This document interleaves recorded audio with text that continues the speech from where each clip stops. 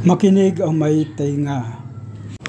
Welcome to my channel, ang Kuya Nanding M. Please like, share, and subscribe. Ang akin channel ay tungkol sa biblical, inspirational, and life experiences at motivational. Pagbasa sa Ebanghelyo ni San Marcos, chapter 4, verses 1 to 20. Muli siyang nagsimulang magturo sa tabing dagat at marami ang nagkatipon sa kanya. Kaya sumakay siya sa bangka at naupo. Nasa dagat siya at nasa tubig dagat naman ang lahat.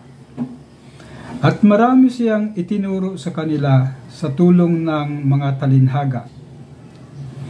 Sinabi niya sa kanila sa kanyang pagtuturo, "Makinig kayo, lumabas ang manghahasik para maghasik.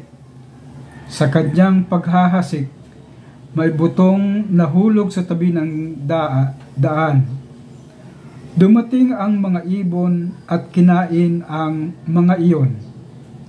Nahulog naman ang ibang buto sa batuhan at mababaw ang lupa na iyon.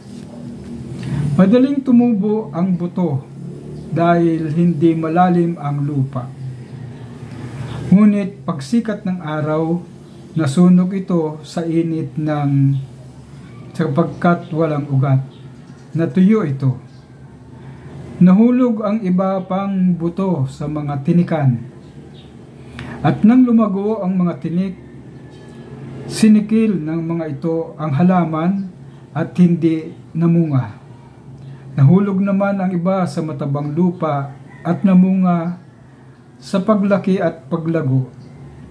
May nagbunga ng 30, 60 ang iba ay 100 at iba pa.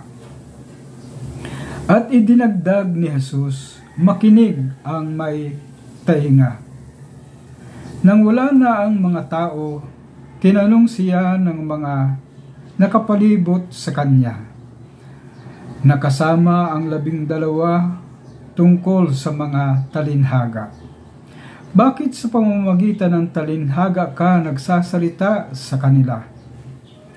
At sinabi sa kanila ni Jesus, "Sa inyo ipinagkaloob ang lihim ng kaharian ng langit, ngunit sa mga iyon na nasa labas, ang lahat ay sumapit gaya ng talinhaga. Kaya tumingin sila pero di nakakakita. Nakaririnig pero di nakakaunawa. Kaya naman di nagbabalik loob at di pinatatawad." At sabi ni Jesus sa kanila, "Hindi ninyo nauunawaan ang talinhagang ito. Kaya't paano ninyo nauunawaan ang iba pa? Ang salita ang inihahasik ng manghahasik. Ang mga nasa tabi ng daan ay ang mga nahasikan ng salita. Nang pagkarinig nila sa salita, ay agad dumating ang masama at inagaw ang nahasik sa kanila. Kaya hindi na ang nahasik sa batuhan. Pagkarinig sa salita, kaagad nila itong tinanggap ng buong kasiyahan. Ngunit hindi ito nag-ugat sa kanilang kalooban at panandalian lamang. Kapag nagkaroon ng pagsubok at pag-uusig dahil sa salita, agad-agad silang natisod. May iba pang nahasik sa mga tinikan. Ang mga ito ay nakarinig ng salita, ngunit pinapasok ang mga ito sa mga makamundong kabalisahan, sa pandaraya ng kayamanan at iba pang mga pagnanasa.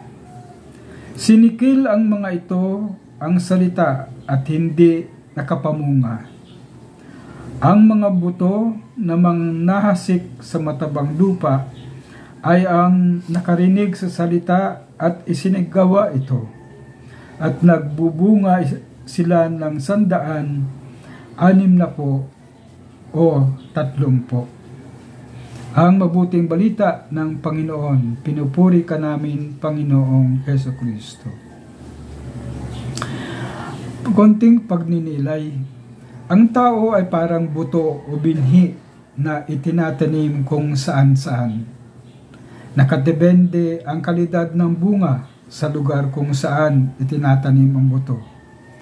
Kung ito'y itatanim sa tabing daan, sa batuhan o tinikan, malamang hindi magiging masagana ang aanihin o pipitasin sa takdang panahon. Kung itatanim ito sa matabang lupa at aalagaan ng tama, binubungkal, kinagamasan, dinidiligan, at nilalagyan ng abono, tiyak na magiging masagana ang aanihin. Kaya ganyan ang salita ng Diyos. Ang nagbubungkal ay ang Diyos. At tayo ang nagbibigay ng pataba.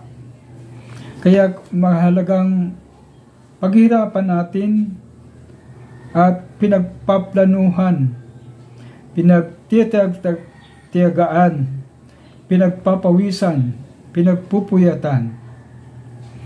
Kaya mahalaga ang ating ginagawa ay merong pagpapahalaga katulad ng ginawa ni Jesus.